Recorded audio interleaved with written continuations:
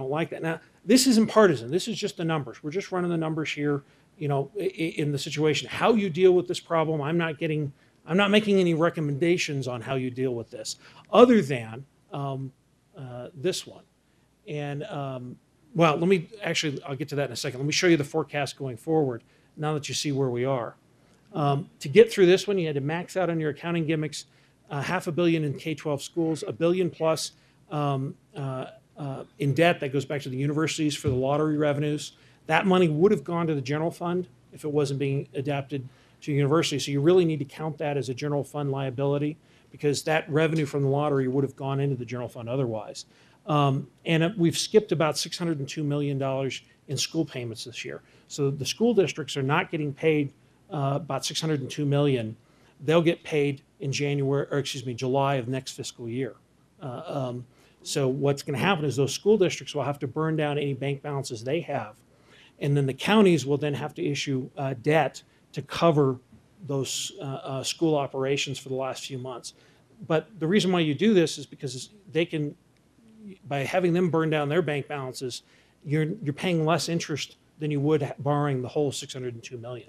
But still, you've got to count that as a debt because you're essentially borrowing from the school districts.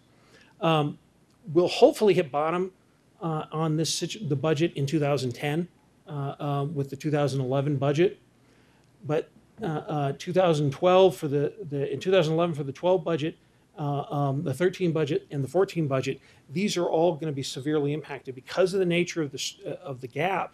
It's going to take this long before we start seeing a true budget surplus. Now, our revenue numbers are going to start increasing. We're going to have more revenue in these time frames.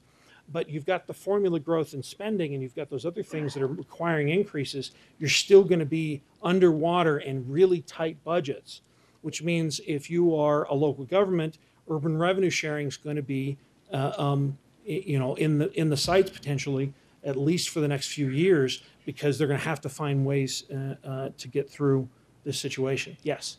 Dean, how can we, the state, legally and constitutionally, justify this? Because our state constitution says we are not supposed to be out of balance more than $350,000. We have a state constitutional debt limit, $350,000 debt limit. We're constitutionally not allowed to have more than that in debt. However, I believe it was in the 70s, the state came up with the idea of doing lease purchase, kind of like rent to own, which is what all this debt is. And in fact, of this school debt, that $527 million, most of that was taking schools that were already built and mortgaging them, essentially. They went and did lease to own on schools. Most of that is actually previously built schools.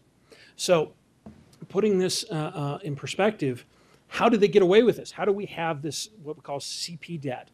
Well, when you're doing this rent to own situation, the way they got around it is they said, look, we're not guaranteeing that we're going to make good on any year but this year. Now, in realistic terms, the financial world knows, wait, this is a government, this is the equivalent of GO debt. But that risk that you could default means you pay a higher interest rate than we would at just a regular GO debt. You're paying 1 to 2 to 3% more than we otherwise would if you did, like in most other states, the Treasurer's Office would take all the debt of the state and issue it together at once, because we're buying a lot of debt. We got those relationships, as well as local governments. We would pool all that together and get a cheaper rate for both. But how they got this done was the first building they built with lease purchase was the state Supreme Court building. That was Governor Meekham's downfall, because he did not want to do that.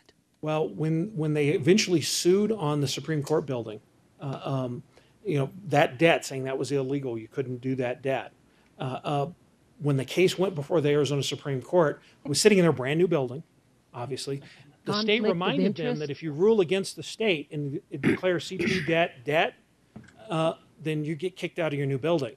So, as you can imagine, the Supreme Court said, well, no, certificates of participation and rent to own, that's not really debt.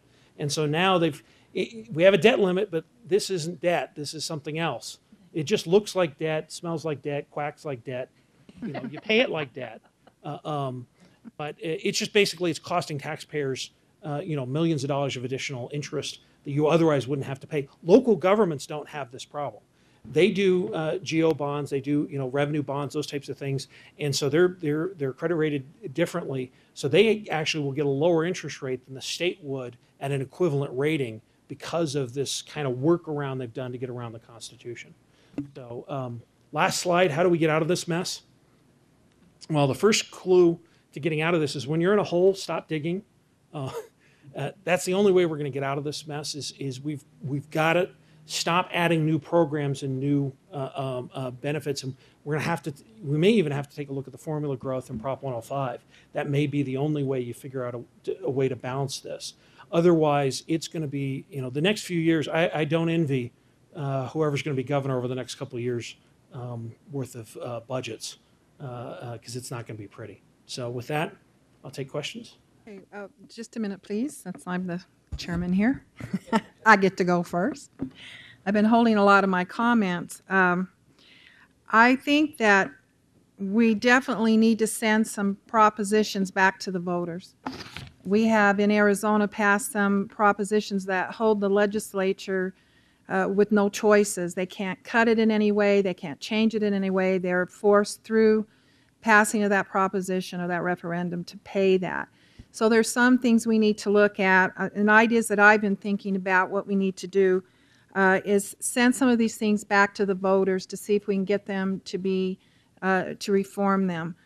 Secondly, certainly we would need to freeze spending. And any program that is not totally funded right now, we'd need to freeze that.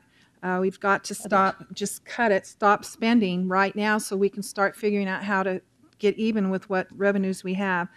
Of course, no new programs can be introduced, and then we need to reduce spending with all of our agencies and commissions, and then we need to work together.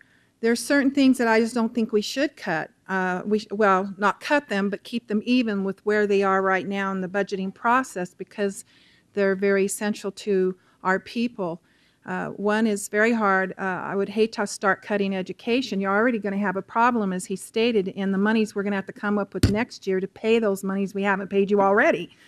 So we're going to be doing good to pay those. And so as I think about this, I think it's a real problem that I take seriously as your senator. And I really want to find some good solutions of how we can climb out of this because I have faith and hope. I really do. We're very resilient and we can get our economy back.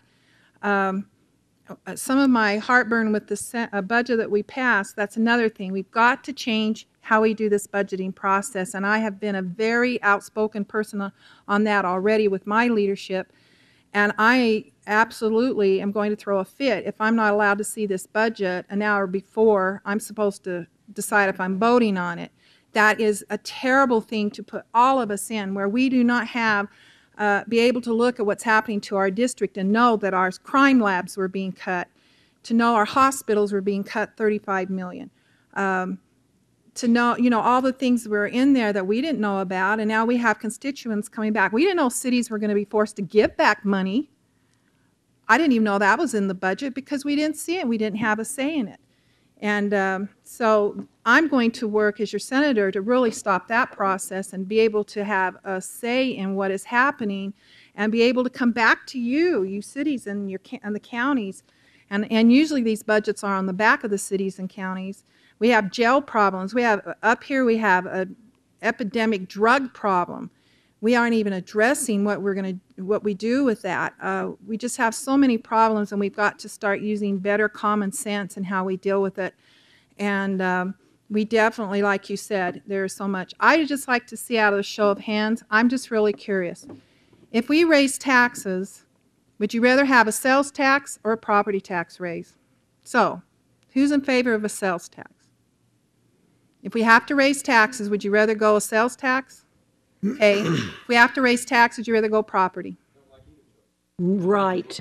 I don't either. You don't have to do that. But we're being told that we're in a box and there's no way out without going and paying taxes because we're going to have everybody screaming and kicking if we touch some sacred cows down there.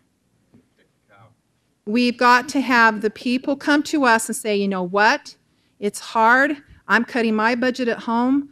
I'm having to live on less. I'm having to deal with these problems.